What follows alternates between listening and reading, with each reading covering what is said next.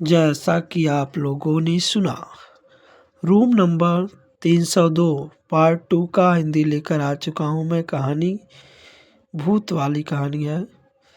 दरवाज़ा हल्की सी चरमराहट की आवाज़ में खुलता है। पिछली रात जो कुछ भी हुआ था, आरव पूरी रात सो नहीं पाया।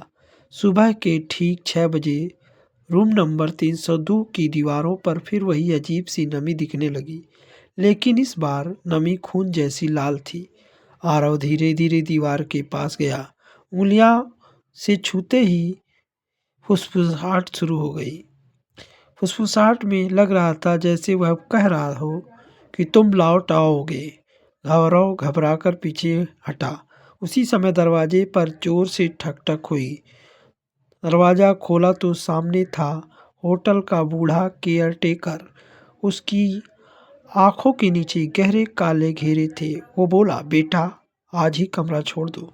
आरव ने पूछा, रूम नंबर 302 में ऐसे क्या है?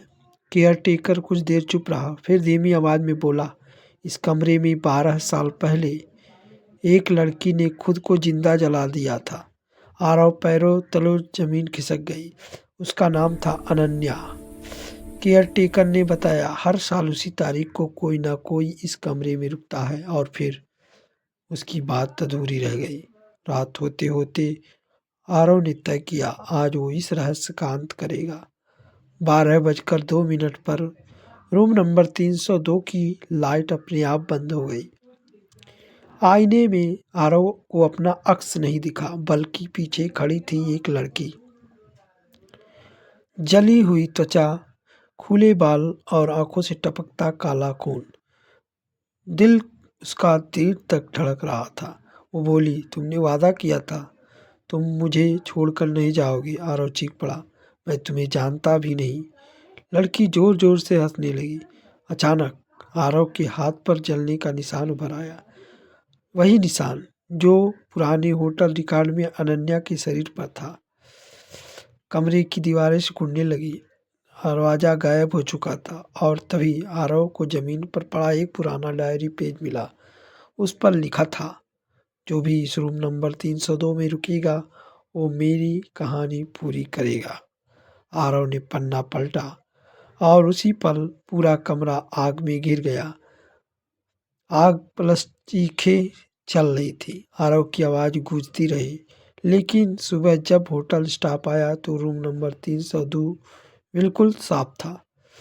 बस आईने पर एक नया नाम लिखा था, आरव।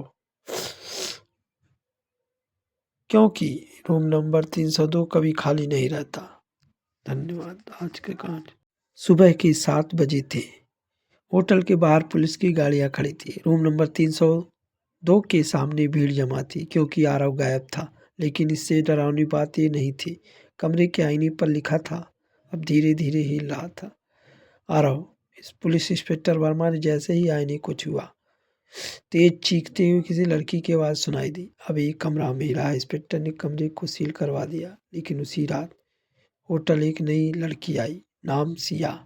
रिसेप्शनिस्ट ने रजिस्टर में नाम लिखा और बिना देखे बोला, रूम नंबर 302। सिया ठिठक गई। 302?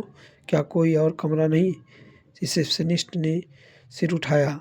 उसकी आंखें पूरी काली थी। वो बोला, तुम्हारा 302 तुम्हारा इंतजार कर रहा है। धीमी हंसी। रात के 11:58 पर सिया कमरे में अकेले बैठी थी। तभी मोबाइल अपने आप ऑन हुआ। स्क्रीन पर लिखा था, अननोन कॉन्टैक्ट। भाग जाओ। सिया ने चारों तरफ देखा। आईने में एक लड़का दिखाई दे, जली हुई आंखें, हाथ पर जलने के निशान। आ रहा हूँ। वो बोला, मैं यहाँ फंस गया हूँ। सिया की आवाज़ कांपने लगी। तुम मरे हुए हो। आरव ने सिर लिखाया, न जिंदा न मरा। तभी कमरे का तापमान अचानक बढ़ने लगा। दीवारों से खून टपकने लगा और पीछे वही जड़ी हुई लड़की अनन्या। वो चीखी, ये कमरा मेरा है। आग की लपट से आरव चिल्लाया, अगर सिया तुम यहाँ रुकी तो अगला नाम तुम्हारा होगा। सिया दरवाजे की तरफ भागी, लेकिन दरवाजा दीवार बन चुका था। अनन्या ने अपना जला हुआ हाथ बढ़ाया और सिया के माथे को छूते ही जोरदार चीख। पूरा कमरा शांत हो गया। सुबह 302 फिर बिल्कुल साफ था। अब रजिस्टर में 3 नाम थे, अनन्या, आरव और सिया। लेकिन कहानी यहीं ख़त्म नहीं होती है। तो कैसी लगी ये कहानी, उम्मीद करता हूँ आपको बहुत पसंद आया होगा। तो कमेंट में ज़रूर बताइए अपना विचार।